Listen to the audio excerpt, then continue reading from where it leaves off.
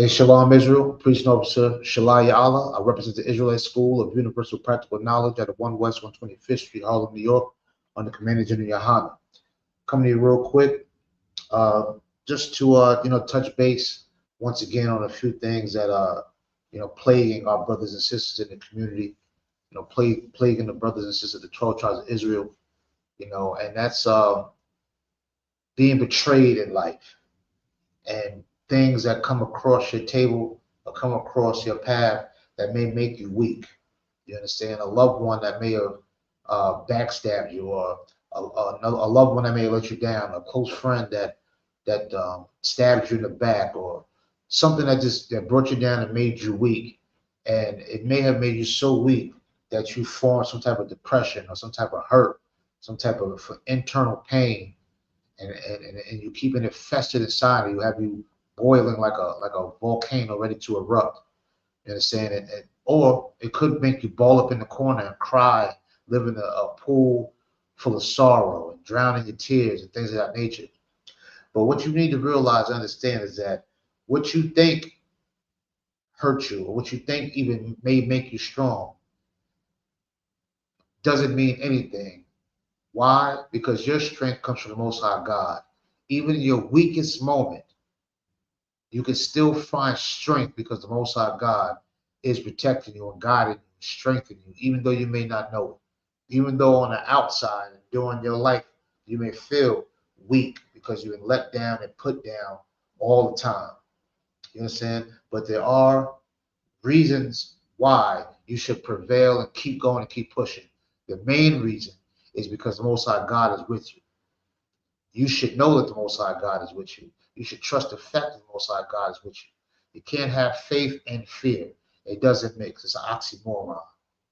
How do we know these things? How do we know that the Most High God will give you strength in the middle of your weakness? Because it's in the scriptures. So let's go real quick to the book of Judges, and let's just talk briefly about a brother who was deceived, hurt physically, but still found strength to prevail over his problems, over his enemies, and not only that, but to be a motivating factor 2,000 years later. Let's read what you got, brother. Shalom God. Judges chapter 16, verse 18.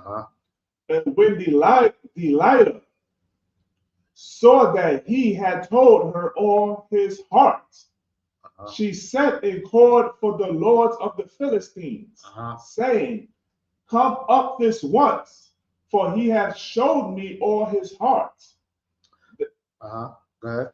Then the lords of the Philistines came up unto her and brought money in their hand. Now, we're talking about a brother named Samson, one of the strongest men in the scriptures. You know what I'm saying? He fell in love with this conniving woman named Delilah. You know what I'm saying? Filthy and disgusting. He told her what he perceived to be his strength, which was his hair. She connived this man and wooed this man to the point to where she felt like he told her a top secret, and just as conniving as she is, called this man's enemies, called the enemies of this man's people to come up as he slept to give her money, so they can go ahead and be able to cut this man's hair off, because they feared this man. They thought his strength was in his hair. They didn't know that the Lord was his strength. The Most High God was his strength. They didn't know that. This is how arrogant and disgusting this filthy nation was. You understand? Just like the nations that destroy our community today. They think they can cut you off from food stamps and welfare or public assistance, or they think they can come in your neighborhood and cut you off from owning buildings and owning property and land, and increasing the rent and making you live in some slum or some disgusting conditions. They think that they're cutting your strength off when they don't understand who they're dealing with. They don't understand that the so-called Black, Latinos, Native Americans are the chosen people of God. You understand? And there's nothing on this earth that gives us strength as much as being the chosen people of God, as being the chosen children of the Most High God, to serve him unconditionally and to serve him with dedication and a strong desire. The Most High God is our strength. But these filthy heathens did not know that. Let's keep reading. Verse 19. And she made him sleep upon her knees, and she called for a man, and she caused him to shave off the 7 locks of his head. And she began to afflict him, and with his strength went from him. Now, his strength went from him. Once he spiritually, his strength went from him. Why? He felt that the strength was in his head. You know what I'm saying? That's what he felt. Like something might leave your life or be taken out of your life, and you feel like you lost your strength. You can't go on anymore. You understand what I'm saying? No, you just think about what you feel is close to you or you hold dear to your heart, and it's taken away from you. You may feel like you lost your strength. You understand? Whether it's your mother, your father, your kids, you understand? That been taken away from you, whether by death or by other reasons. You may feel like you lost your strength. Whether it's your job, whether it was some type of material thing, or your own health. Maybe you felt like something was taken away from you and you lost your strength. Similar to Samson, he felt like he lost his strength because he thought his strength was in his head. You understand? But let's see what the Most High God has to say about this. Keep going. Verse 20. And she said, the Philistines be upon thee, Samson. And he awoke out of his sleep and said, I will go out as other times before and shake myself. And he wist not that the Lord was departed from him. You understand? Now, this is rough, man. He's going through hell right now. Just he's in the hands of the enemies. He feels like he's weak. The same way today, you may think you're in the hands of your enemies and you might feel weak. You might feel like you're in the hands of this government, in the hands of these corrupt police officers that are out here.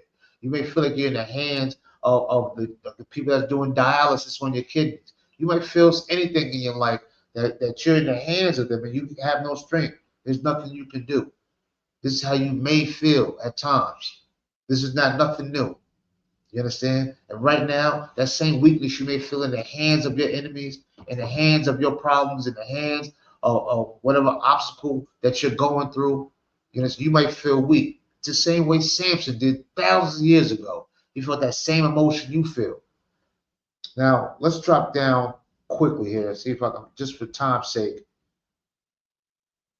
Let's go to verse 23.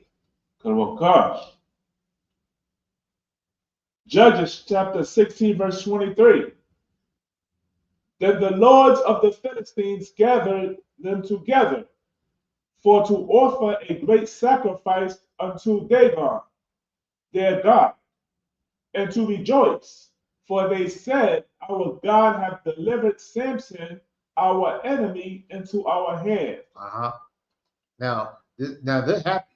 They're happy that they got this black man in their hands. That he's weak. He's beat down. You understand? We got him locked down in this prison. His strength is gone. Same way they do these black celebrities nowadays. Strip them of their strength, throw them in prison, and feel we got them right where we want them, right in the palm of our hands. Now the majority of brothers and sisters may crumble. Why? Because they don't know the Most High God is their strength. You understand? Right. They don't understand that. So they might fold under this pressure. You understand? They might give up under this pressure because they're not educated enough to know that the Most High God is with them. Maybe they were told it and never believed it. But now is the time to believe how the Most High God is with you. You understand? In the middle of your weakness, you have to find your strength. And what is your strength? Your strength is serving the Most High God. You understand? That's your strength. That's the only strength we can have. Look at the conditions our people are living in. Look at the calamities that our people are facing. Overdosing, AIDS, being killed by the police. You understand? Killing each other. Look at what we're facing. We have to be God's chosen people because this is the only way to get out of this cesspool that we live in. You understand? I want you to go down to where he was blinded at real quick. Let's go down to let's see. Go down to, let's see, real quick here. Salaki, y'all, just trying to get this real quick. Find out where he was blinded at. He was blinded by these people. Took his eyeballs out of his face. We might have went past it, but for time's sake, we're going to keep going. You guys make sure you go back and read the story of Samson and in the middle of his weakness. All right. That's all right. Let's just drop down real quick. Let's go to 29. Oh God.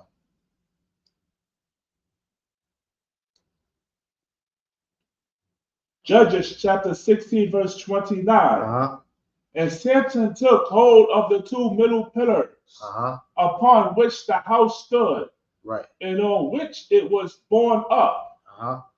Up the one his right hand, and of the other his left. Right. Now he's in between the two. They brought him out in front of everybody. Right. He's beat down. He's blinded. Hair's cut off. Everything. Now he's brought out to be made a fool of in front of everybody. Everybody wants to shame this man now. They want to shame this strong, powerful black man. No different than he used to be trying to do buck breaking back in the day and things of this nature. No way, in the same way they try to humiliate strong black men now to this day. Bring them out in front of everybody and try to embarrass them and smear their reputation and show how weak they are, and so on and so on. Why? Because these other nations that try to come into our community, that try to sit there and be culture vultures with us, want to prove that they are stronger and bigger than the Most High God. You understand? But I tell you right now that you have to know that there's nothing more powerful than the Most High God.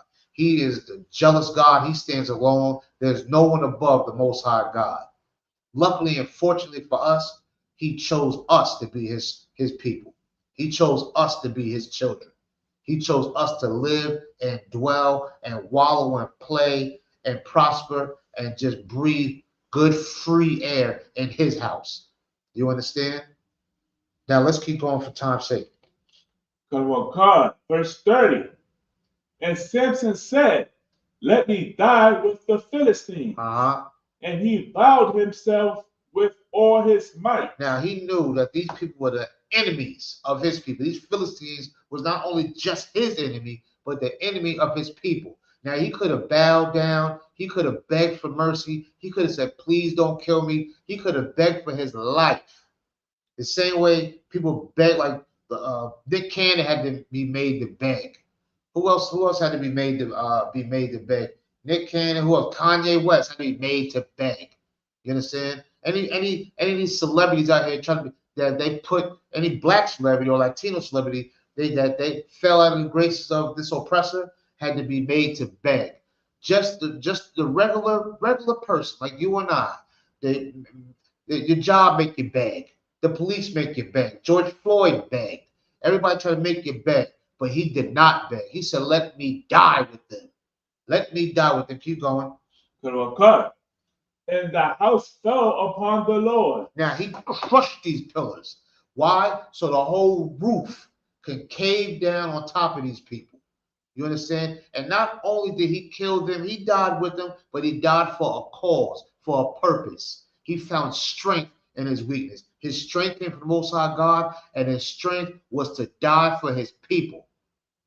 His strength was to take out the enemies of his people because he knew he had to do it. He had to show strength. He had to be a motivating factor to his people to know that being beat down, being weak, being blinded, and trying to be embarrassed and shamed, he found strength to say, "You know what? I'm going to show my people for thousands of years how to be strong right in the middle of weakness, or he deemed weakness." But to crush those pillars and for the whole ceiling to fall down and crush them all and kill them all showed strength.